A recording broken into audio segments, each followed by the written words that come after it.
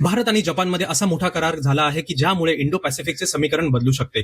टकाईजी भारतात दाखल झाले आहेत आणि पंतप्रधान मोदींनी त्यांचे स्वागत करताना आपली धाकटी बहीण म्हणून असे संबोधले आहे. जपान भारतात $10 अब्ज जास्त गुंतवणूक करणार आहे. AI, technology, semiconductor, production, electric वाहनं आणि एनर्जी अशा इतर महत्वाच्या क्षेत्रांमध्ये भारत आणि जपानने सहकार्य वाढवण्याचा निर्णय घेतला आहे.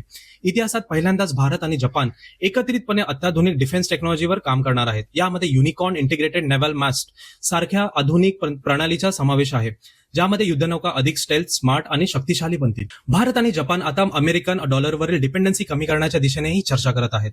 भविष्यात भारत जपानला रुपयांमध्ये तर जपान भारताला येनमध्ये व्यवहार करण्याचा पर्याय विकसित करण्याबाबत चर्चा सुरू आहे.